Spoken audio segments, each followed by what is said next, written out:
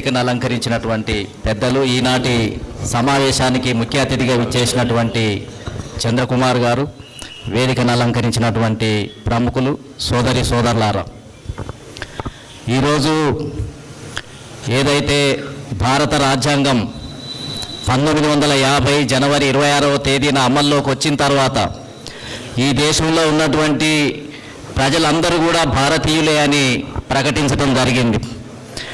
భారతీయులమే అని ప్రకటించిన తర్వాత మళ్ళీ అనేక రకాలైనటువంటి పరిస్థితులను సృష్టించి ఈ దేశంలో ఒక్కొక్కరిని ఎలిమినేషన్ చేసే విధంగా, ఒక్కొక్కరిని అణిచివేసే విధంగా ఇక్కడ ఉన్నటువంటి ప్రభుత్వాలు చేయటం జరుగుతూ ఉంది. ముఖ్యంగా బీజేపీ ప్రభుత్వం తమ సొంత దేశంగా, ఈ దేశంలో తమ జాగీర్ అన్నట్టుగా, లేదా తమ ఇష్టారాజ్యము అన్నట్టుగా, లేదా బీజేపీకి నాయకత్వం వహించే 2-3% ఉన్నటువంటి ప్రజలు ఎవరైతే మనువాదులు ఉన్నారో, తమ సొంత జాగీరు, హిందూ రాజ్యము, లేదా మేమేమైనా చేయగలుగుతాము అనే అహంకారం ఏదైతే ఉందో అది ఈ దేశ ప్రజాస్వామ్యానికే వ్యతిరేకమైనటువంటిది. ఇది బీజేపీ జాగీరు కాదు, బీజేపీ దేశం కాదు, ఇది బీజేపీ సృష్టించింది కాదు. బీజేపీ ఏర్పడక ముందే కొన్ని వందల వేల సంవత్సరాల క్రితమే ఈ నేలలో పుట్టి పెరిగినటువంటి ఎవరైతే ప్రజలు మూలవాసులు ఉన్నారో, బీసీ, ఎస్సీ, ఎస్టీ, మైనారిటీ, ముస్లిం సోదరులు ఎవరైతే ఉన్నారో, ఈ దేశం మాది అనే ఉద్దేశంతో భారత రాజ్యాంగం, బాబాసాహెబ్ అంబేద్కర్ కూడా రాజ్యాంగం అమల్లోకి వచ్చిన తర్వాత ఏ ఒక్కరికి కూడా అన్యాయం జరగటానికి వీల్లేదు, ఏ ఒక్కరికి కూడా వివక్షత జరగటానికి వీల్లేదు, అందరూ సమానమే చట్టం ముందు అని చెప్పి ప్రకటించడం జరిగింది. కానీ ఒక్కొక్క ప్రభుత్వం అధికారంలోకి వచ్చిన తర్వాత 1947లో ఈ దేశంలో ముస్లిం సమాజానికి దాదాపు అడ్మినిస్ట్రేషన్లో కానీ లేదా పొలిటికల్ పవర్లో కానీ 43% వాటా ఉంది, ప్రాతినిధ్యం ఉంది.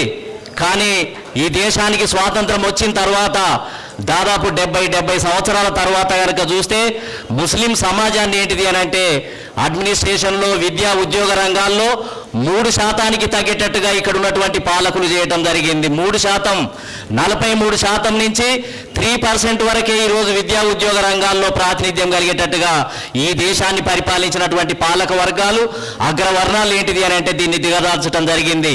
పొలిటికల్ పవర్ అనేది నామినల్, పొలిటికల్ పవర్లో ప్రాతినిధ్యమే లేదు.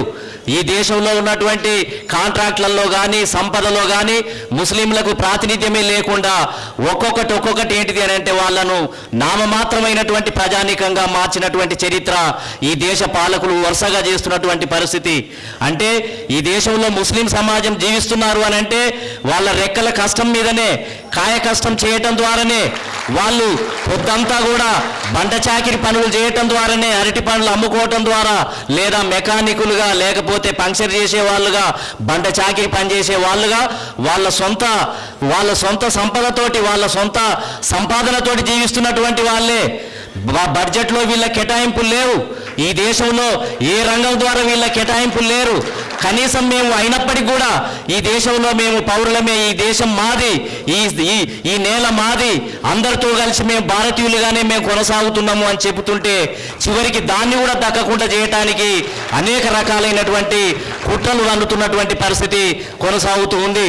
కాబట్టి ఒక్కొక్కటిగా తీసివేసి చివరికి ఏంటిది అని అంటే భారతదేశంలో మేము భారతీయులమే అని చెప్పుకునే ఒక భయానకమైనటువంటి వాతావరణానికి ఈరోజు తీసుకొచ్చే పరిస్థితి ఉంది. కాబట్టి ఇంతకుముందు ఈ దేశాన్ని పరిపాలించినటువంటి పాలక వర్గాలు ఎవరైతే ఉన్నారో కేవలం ముస్లిం సమాజాన్నే కాదు, ఓబీసీ సమాజం ఈ దేశంలో 52% ఉన్నారు. వాళ్ళకు కూడా విద్యా ఉద్యోగ రంగాల్లో 5-6% మించి లేనటువంటి పరిస్థితి ఉంది. అదేవిధంగా పొలిటికల్ పవర్లో ఏదైతే పొలిటికల్ రిజర్వేషన్ లేనటువంటి పరిస్థితి ఉంది. అసెంబ్లీ, పార్లమెంటులో కూడా వాళ్ళకు రిజర్వేషన్స్ లేవు. వాళ్ళను కూడా ఏంటిది అని అంటే నామమాత్రంగా దిగజార్చినటువంటి పరిస్థితి ఉంది. పేరుకు మాత్రం ఓబీసీలు హిందువులే, ఎస్సీలు హిందువులే, ఎస్టీలు హిందువులే. కానీ వీళ్ళను అవసరం వచ్చినప్పుడు ఏంటిది అని అంటే అసెంబ్లీకి రావటానికి, అదేవిధంగా పార్లమెంటుకు రావటానికి, ఐఏఎస్, ఐపీఎస్ ఆఫీసర్లు రావటానికి వీళ్ళను అడ్డుకట్ట వేస్తారు. అదే రాజ్యాంగం ద్వారా వీళ్ళకు రావటానికి అవకాశం లేదు అని మొత్తం ఏంటిది అని అంటే జడ్జిల ద్వారా ఏంటిది అని అంటే అదేవిధంగా కోర్టుల ద్వారా తీర్పులు ఇస్తారు. కాబట్టి ముస్లిం సమాజానికి కూడా భారత రాజ్యాంగంలో బాబాసాహెబ్ అంబేద్కర్ ముస్లిం సమాజానికి అనేక రకాలైనటువంటి రక్షణలు ఇవ్వటం జరిగింది. కానీ ఏం చేస్తున్నారు? ఇంటర్ప్రిటేషన్, ఎవరైతే మొత్తం అధికారంలోకి వస్తారో, ఏ అయితే జడ్జిమెంట్లు ఉంటాయో ఇంటర్ప్రిటేషన్ చేయటం ద్వారా, తప్పుడు మొత్తం విశ్లేషణ చేయటం ద్వారా మొత్తం ఏంటిది అని అంటే ఒక్కొక్క వర్గాన్ని అణిచివేసే ప్రక్రియకి ఏంటిది అని అంటే ఈ భారత సమాజం ఇక్కడ ఉన్నటువంటి రాజ్యాంగాన్ని రక్షిస్తాము అని చెప్పుకునే నాయకులు లేదా కొంతమంది వ్యక్తులు మొత్తం ఏంటంటే ఒక్కొక్కరిని ఒక సందర్భంలో ఓబీసీలను వ్యతిరేకంగా జడ్జిమెంట్లు వస్తాయి, ఒక సందర్భంలో ముస్లిం సమాజానికి వ్యతిరేకంగా జడ్జిమెంట్లు వస్తాయి, ఒక సందర్భంలో క్రిస్టియన్లకు వ్యతిరేకంగా జడ్జిమెంట్లు ఇస్తారు. వాళ్ళ తోచిన పద్ధతుల్లో అనేక రకాలైనటువంటి తప్పుడు దృక్పథాలతో ఇంటర్ప్రిటేషన్లతోటి ఒక్కొక్కరిని ఒక్కొక్క సందర్భంలో అణిచివేస్తే ఏంటిది అని అంటే ఈ సమాజంలో 2-3% ఉన్నటువంటి మనువాదుల యొక్క పెత్తనాన్ని రక్షించుకోవటం కోసం అనేక రకాలైనటువంటి కుట్రలు కుతంత్రాలు పన్నుతున్నటువంటి పరిస్థితి ఉంది.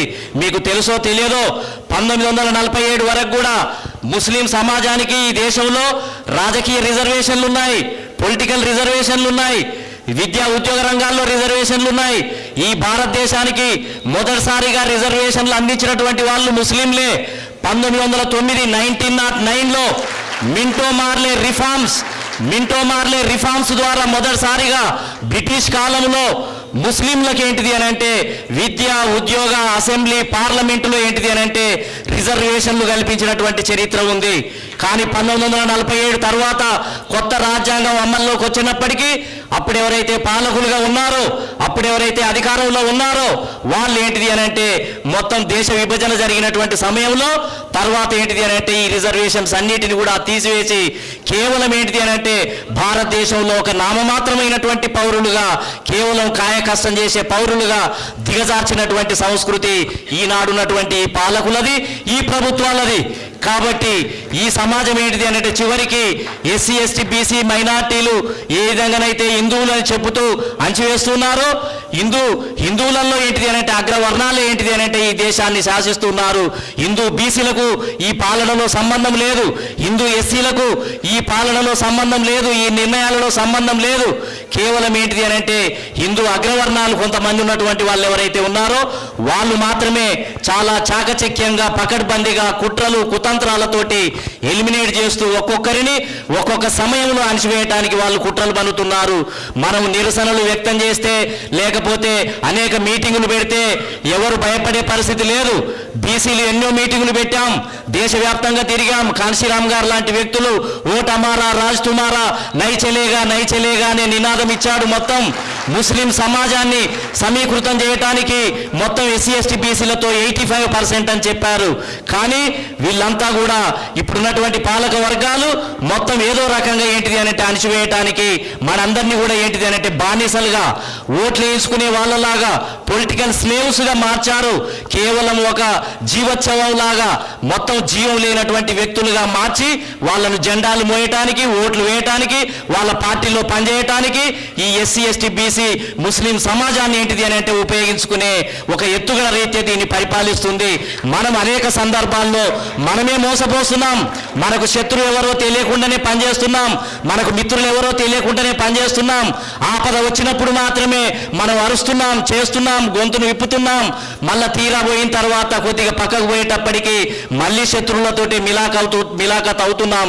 శత్రువులతోటే మన మిత్రులుగా, శత్రువులని నాయకులుగా ఎన్నుకుంటున్నాం, శత్రువుల పార్టీనే గెలిపిస్తూ ఉన్నాం. ఇది ఒక ముస్లింలదే కాదు, ఇది బీసీల పరిస్థితి కూడా, ఎస్సీల పరిస్థితి కూడా, ఎస్టీల పరిస్థితి కూడా. మొత్తం ఏంటిది అని అంటే ఎస్సీ ఎస్టీ బీసీ ముస్లింలంతా కూడా మోసపోతున్నాం, అమాయకంగా ఉంటున్నాం. అన్ని పార్టీలు కూడా ఏంటిది అంటే విప్లవాత్మకంగా మాట్లాడతాయి, మనల్ని అనేక రకాలుగా జోకొడతాయి, మనల్ని మభ్యపెడతాయి. మనం ఏంటిది అంటే దాంట్లో అమాయకంగా నమ్మి వెళుతూనే ఉంటాం. ఇది అడుగడుగున జరుగుతున్నటువంటి అవమానం. కాబట్టి దీనికి పరిష్కారం ఏంటిది అని అంటే ఖచ్చితంగా రాజకీయంగానే పరిష్కారం జరగాలి. ఎస్సీ ఎస్టీ బీసీ మైనార్టీలతో కలిపి భవిష్యత్తులో ఏర్పడబోయే ఒక ప్రజాతంత్రమైనటువంటి సంఘటన ఓటు బ్యాంకు వేసే విషయంలోనే జాగ్రత్తగా ఉండాలి. ఓటు వేసేటప్పుడు నిర్లక్ష్యము నిర్లిప్తతతోటి శత్రువులకే ఓట్లేసి వీళ్ళ ద్వారానే కొంత సెక్యులర్ పార్టీ లేదా దీనికంటే ఇది చాలా మెరుగైన పార్టీ అని నమ్మి భుజాల మీద చేతులేస్తే సంతోషపడిపోయి వాళ్ళకే ఓటేస్తే తీరా ఓటేసిన తర్వాత గెలిచిన తర్వాత 70 సంవత్సరాల నుంచి నుంచి ఈనాటి వరకు కూడా అన్ని పార్టీలు ఏంటిది అని అంటే ఒక్కొక్కటిగా మనకున్న హక్కులన్నీ కూడా తీసేసి చివరికి నామమాత్రమైనటువంటి పౌరులుగా మారుస్తున్నటువంటి పరిస్థితి ఉంది. కాబట్టి ఖచ్చితంగా దీర్ఘకాలంలో ఏంటిది అని అంటే మనకున్నటువంటి ఓటు బ్యాంకు ద్వారానే ఏ ప్రభుత్వమైనా భయపడుతుంది, మన దగ్గరికి వస్తుంది. ఖచ్చితంగా బీసీ, ఎస్సీ, ఎస్టీ, మైనార్టీలతోటి ఖచ్చితంగా జతగట్టడం ద్వారానే ముస్లింల ప్రయోజనాలు, ముస్లింల హక్కులు, ఈ దేశవాసులుగా జీవించడానికి, ఈ దేశవాసులుగా మనల్ని ఎవరు ఒక ఇంచు కూడా కదిలించాలన్నటువంటి పరిస్థితి ఉంటుంది. మేము ఓబీసీలుగా, బహుజనులుగా మీ ముందు మీ అండగా ఉంటాం, మీతో భుజం కలుపుతాం. ఖచ్చితంగా ఇది జరగటానికి వీల్లేదు. ఈ బీజేపీ సొంత జాగీరు కాదు, సొంత దేశం కాదు. బీజేపీ ఒక పక్కనేమో ఎన్ఆర్సీని నేను అమలు చేయను, లేదా ఎన్పిఆర్ను ఇదంతా నామమాత్రమైందే, ఇదంతా ఖాళీగా మామూలుగానే పెడుతున్నామని చెప్తున్నారు. మరి అటువంటిప్పుడు దీన్ని ఎందుకు తీసుకొచ్చారు? సిటిజన్ యాక్ట్ని ఎందుకు తీసుకొచ్చారు? దీన్ని ఎన్ఆర్సీని ఎందుకు చేయబోతున్నారు? ఇది అంతా కూడా దీని వెనకాల ఒక పెద్ద కుట్ర ఉంది. ఇది అన్ని కూడా ఒక్కొక్క పార్టీ ఒక్కొక్క సందర్భంలో అధికారంలోకి వచ్చి అస్సాంలో ఒక యాక్ట్ పెడతారు, ఒక ప్రభుత్వం వచ్చి బెంగాల్లో ఒక యాక్ట్ పెడతారు, లేదా ఒక చట్టం తీసుకొని వస్తారు. ఇప్పుడు దాన్ని భారతదేశానికి తీసుకొస్తామని ఇంకో పార్టీ ముందుకు వస్తుంది. అన్ని మోసపూరితమైనటువంటి పార్టీలే. కాబట్టి దీన్ని అర్థం చేసుకొని భవిష్యత్తులో మన మిత్రులు ఎవరో గుర్తించి బడుగు బలహీన వర్గాలు, బహుజనులే మనకు రక్షణగా నిలబడే అవకాశం ఉంది. కాబట్టి దాన్ని దృష్టిలో పెట్టుకునే మీరు అడుగులు వేయాలి. కాబట్టి ఖచ్చితంగా ఆ దిశగా ముందుకు వెళ్ళాలి. ఇది సరి అయినటువంటి సమయం. దేశవ్యాప్తంగా కూడా ముస్లిం సమాజం అగ్రెసివ్గా ముందుకొచ్చింది. బీసీలు కూడా దీన్ని చూస్తూ ఉన్నారు. ఖచ్చితంగా ఇది మంచి పరిణామం.